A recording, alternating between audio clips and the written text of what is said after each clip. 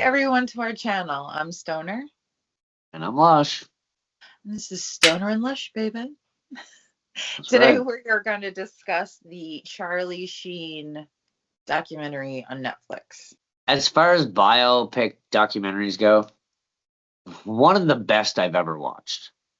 Yeah. Like, thoroughly entertaining. If you guys haven't seen it, go watch it now before we give you a bunch of spoilers, because god damn it, this thing is good. Yeah. Yeah, I thought it was really, really good. I loved it. I loved how they had interviews with I mean they didn't have Emilio and Martin there, but that's okay. They're still in there. They're still supporting. No, I love Amelia that. was there. Oh yeah, that's right. I'm sorry. I'm Amelia was sorry. I there. was thinking of something else. That's right. And his other brother was there. They're really cute. Well, they're all Yeah, really yeah, cute, but there's two parts to it, which is fine. It's no yeah, big deal that they yeah. split it up. They But I break it up into. absolutely loved the appearance by Denise Richards. I just think that she's such like an Yeah, angel. I just love her. And and I'm I was a little surprised. upset. Like his one, like not all of his kids are in it. There is his one daughter Lola that they do share between Denise and Charlie, and she is That's just like correct. a little angel herself. So Yeah, but I was bummed not to see Sammy. I love Sammy. Sammy's been and one of his sons do make an appearance in the second half, near the end, talking about how they live together and stuff, and how their dynamic is now, which is cool. But I'm really surprised Brooke, the mother of the two boys, the second you see her, I don't know if anyone else notices this, but the second you see her and the way she starts talking, she's fucking high right now. Like this? From to being young, oh, he was the hot football stud. Lucas? Yeah. Because he was just the hot, because I loved Dirty Dancing. I was a dancer growing up, so of course I remember him from that. Just to make sure we're clear, he wasn't in Dirty Dancing. So you're telling me there's a chance? you could tell, yeah. You could Yeah, tell it was pretty obvious. talks like that. Yeah, It was pretty like obvious. she smoked a bowl or something right before starting to film that. Yeah, like she just looked messed up. Yeah, Yeah, she did. yeah. But I thought maybe that's just her because she's kind of like, I don't want to say she looked messed up. That's not nice, but it did seem like that.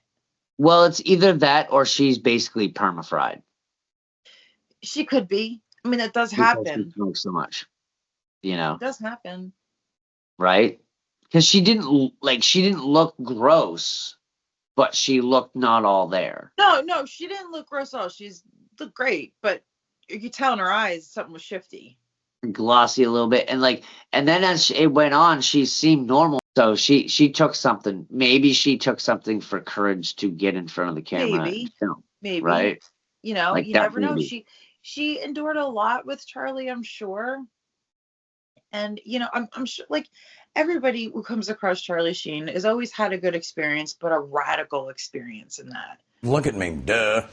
Yeah. I mean, he is all over the place. It's like winning. It's like highs, lows. Well, shut up.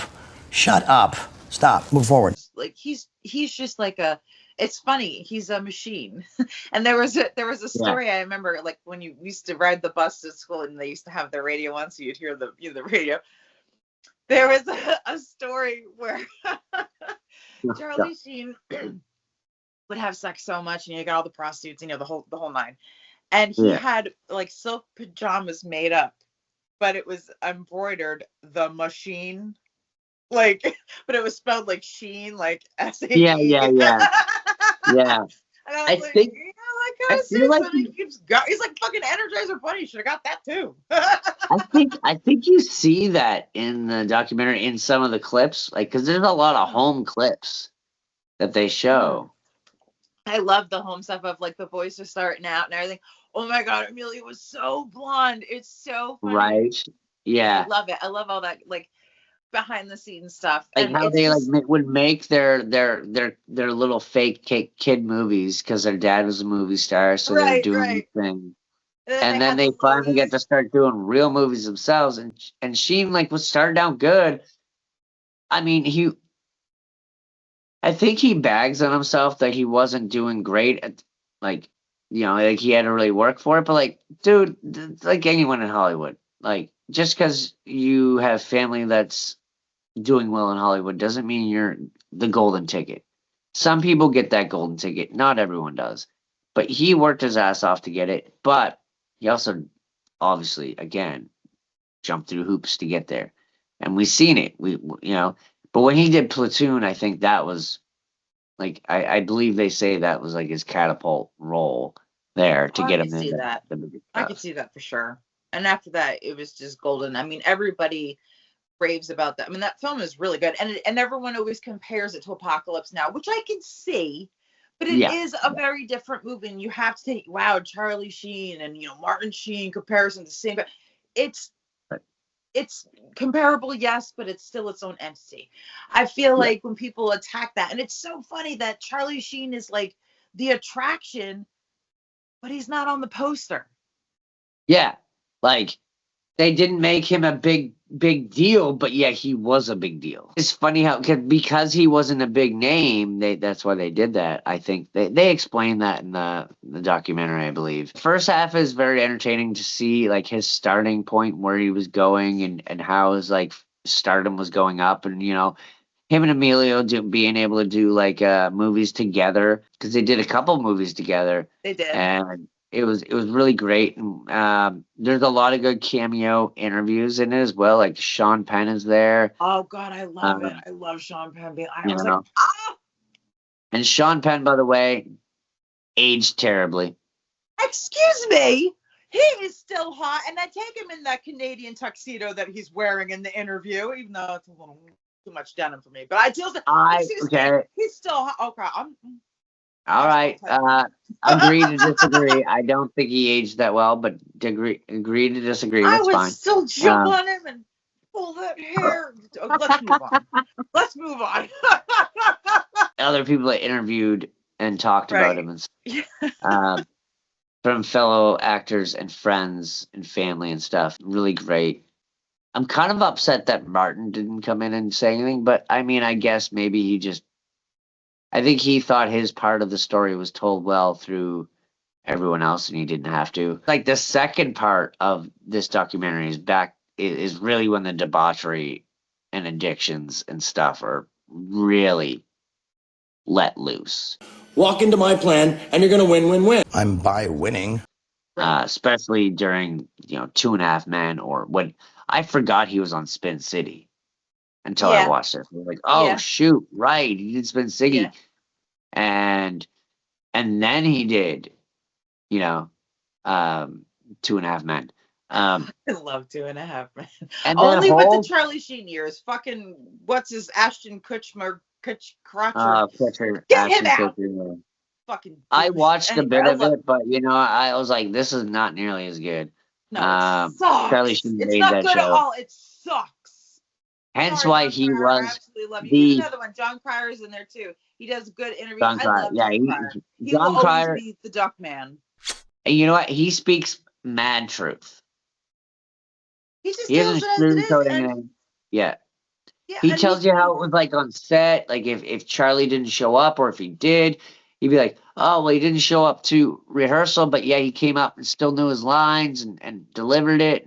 But then he's like, you could start seeing him slipping, and he'd be, messing up here and there. And he was like, he never did that before. So you knew he was partying every night. I love that he went through all of that and directly told you exactly how he was feeling and doing at that time. And there's a few things that he said near the end of the documentary that I didn't know about, but I'm glad he addressed the Corey Haim scandal. You know what? Oh my God, I have been dying. Yeah. I'm like, is that really true? Is that really true? I've really, like, it sucks. It's like the whole fucking Tom Hanks thing. Like, you don't want it to be true. And when he said it, I don't know why. I just ultimately just believed him. I don't know why. And you know what? I think I believed him ultimately too, because also Corey Haim's mother said that never happened. Well, Corey, I mean, his mom was there, yes, but she probably wasn't there like, I'm not saying, I hope to God he said it wasn't true. I believe, hopefully it wasn't. If it isn't, God will get him some way. I mean, shit, look at O.J. Simpson. Fuck. I know something else to back that up. I recently watched a video of a girl that used to be on Corey Feldman's music tour. Uh-huh. And she let out some information saying Corey Feldman's a liar. He hits on young girls. He would do and say things to his musical cast or whatever that were, unorthodox. Basically, the things that this girl said, all of his credibility of the things he said are lies. And she named that recently came out, in the two Corys when they were talking about when Corey Haim said, the guy that hurt me, and you're still friends with him today. Yeah. He wasn't talking about Charlie Sheen. He was talking about this other guy. I can't remember his name at the moment, but this other guy's name came up, and she even said, "Yeah, it was that guy." I love the two Corys. If you haven't seen it, I don't know where you can't find it anywhere free. But if you get a chance, so you can watch it on YouTube. It's very blurry, but it's good. I think it's only 2 seasons, but it's good. Maybe 2. I think we only own 2.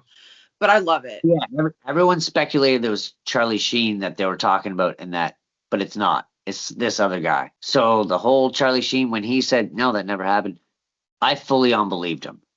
I'm like, why would he lie about it now? Especially with what he said a little bit later about the menu and flipping the menu over on the other side. Why wouldn't he own up to it? Exactly. Now, Charlie Sheen, I'm not going to explain to you guys what he means by menu flipping over the other side. I think you guys got to go watch it and see it for yourself. But that directly tells me he would have told the truth right then and there. If he was willing to flip the menu over and tell you about the other menu that he was playing with when he was banging rocks and whatnot, why wouldn't he tell you the truth about that? Yeah. Menu definitely indicating sexual things. I don't see Charlie Sheen as a liar. No. He's very like crazy and off the wall but I don't see him lying about that, especially during that time, like when that movie was being filmed with Corey Haim. He wasn't all cracked out and shit. So he would have full memories of it. He would have full memories of that. And yeah, maybe when he was cracked out, he might forget things that he did, sure, or the stories would get, twisted. Hence why Brooke said all this stuff, but she was high too. And then she recanted from it because they both didn't really know what happened. And that's why he'd end up not going to jail or whatever. But he would remember that. And if he's owning up to everything else, why wouldn't he own up to that? It just makes no sense. Because he said, yeah, there's lots of women, lots of people are going to come out and say stuff. But I can tell you right now, most of it's not true. And and I think he even kind of said, I'll either bunk it or debunk it. Like, he's willing to open up and say, yeah, I played with men. And I'll tell you. That sucks because I really liked Corey Feldman. I thought he was like, he's eccentric and he's like a crazy onstage presence and he doesn't really sing well, but he just goes great. But that was him. I'm like, I let everyone leave him alone. He's I didn't think he was a fucking douchebag like you fucking turn into all the other people out there and go fuck yourself. He used to volunteer at homeless shelters. I'm like, oh man, he's such a stand-up guy. He's probably fuck everybody. Now the way I look at it is anything Corey Feldman says, I can't believe him. Because if this girl went on tour with Corey Feldman, she said she was on tour with him for like 2 or 3 years. So she saw a lot of stuff. And why would she lie? Right? Like, it's like, okay, people can do it for money and little 5 minutes of fame, but I mean, what are you really going to get out of it? Right. Like you're telling that for a reason because this person is. She was just doing this like on a TikTok podcast. She wasn't trying to like extort a bunch of money out of anyone. She was just like, I'm just telling you the fact. She goes, I think she even disclosed at the beginning of it, I don't want anything out of this. I just want you to know the facts. I hope to see him in something new again soon. I hope this documentary allows him to kind of rekindle his career a little bit because he deserves it. Like, Well, He's I been know through the ringer and back.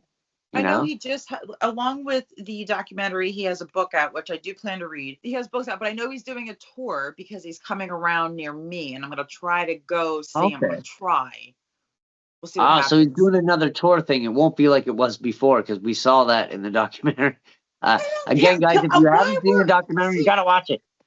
See, So I don't good. like people that did that. It's like, what do you expect him to do? Put on a fucking musical concert? I mean, like, what do you Exactly, expect? right. He's there to talk about Some of shit. you were What like, did you? "Oh, you just did this." I'm like, he's an actor. What do you expect him to do on stage by Exactly. himself? It's a tour of him talking about shit. So it's him being stand up, but it's not him being funny. It's him talking. Like, Yeah. did you really expect him to For do one, fucking he's not a stand-up comedian. He's not a one-man listen. Show. You know, like what do you expect? He's coming. The last time when we went to go see David Arquette, I saw oh shit, he's gonna be here. I didn't expect him to be like, oh, he's gonna play. I'm like, he's gonna talk about stuff. Yeah. It's the same thing with Oprah. Oprah talks about shit and people love her. Like, duh. Like, if you don't give a shit about Charlie Sheen, then fuck off. Don't go. Then why'd you buy tickets to it? Like, don't go to it. I really I wondered what did they expect? Like, people were dogging him so bad, and I'm like, but why? What did you expect him to put on a fucking full ring circus? Like, what the fuck? Like, do you expect him to like dress in character and play every role he's done? Like, what did you expect on stage? Him to talk and to fucking conversate about what he's been through and shit. You know, what he's feeling maybe he's gonna write a book soon or something. I mean, maybe he was high when he was doing it. So yeah, some of the stuff might have been a little incoherent and weird. I get it, but they weren't really caring what he was going through, even though the media was showing you what he was going through, and they were promoting that, and everyone loved it for that. So you are glorifying him being so messed up that you need a rehab, but you're glorifying it, but yet then bitching about him at the same time. Yeah. You can't have both, okay? Like, it's shit in one hand or wish in the other, you know? Like, you can't, like... No, yeah, you're right. It doesn't make any sense. Like I said, I mean, I get it. People will be pissed. It's not what they expected, but, like, what did you really expect? I'm just curious. Exactly. Like, I mean, did you expect his horse to come out and then bang him on stage like an orgy? Like, what did you... What the fuck did you really Imagine that. He does a big rock on stage, and then all these girls come out, and he starts banging them, and he's like, this is what I do at home. It's what you wanted to see, right? I'm the machine. You know, I said I'd take 7 grand rocks and bang it until it's done, and he fucking bangs us. Oh my god, yeah, like. And then a big banner comes down, 7 bangs or 7 rocks, and then 7 girls come out, and he bangs all 7 of them. Like, what the fuck did you expect? Like, come on. For asses, each of the asses. One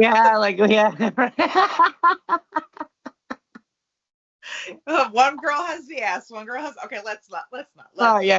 But like you see where we're going with these guys. Why would I don't know. I kind of felt bad for him. I really did. I did too. I had sympathy for him listening to this whole story and the history of where he came from and at least he had a loving family that ultimately saved him. Yeah. Because they were like, tell the drug dealer to make the doses weaker and weaker so that he would eventually just get off it.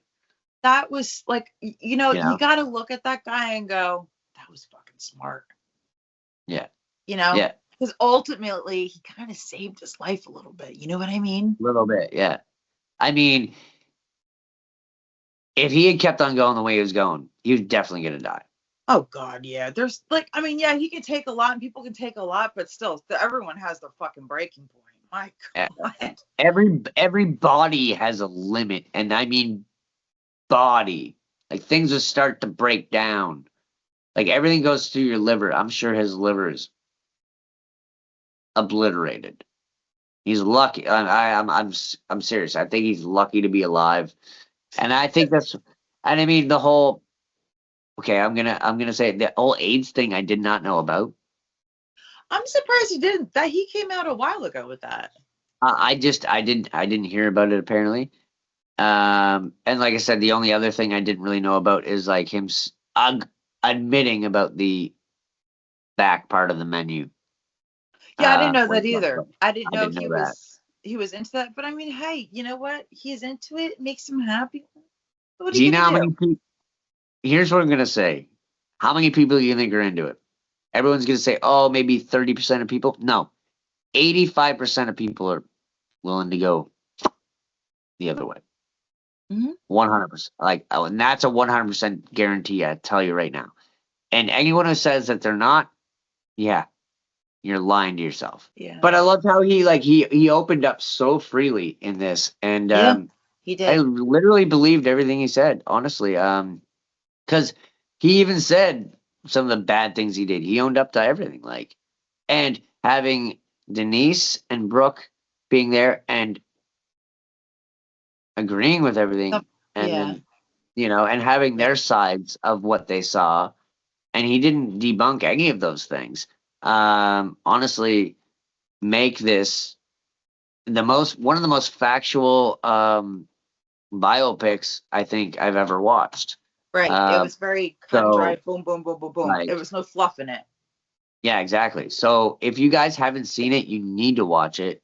But as always, guys, like I say every time, don't forget to like, subscribe, hit that notification bell, and bye.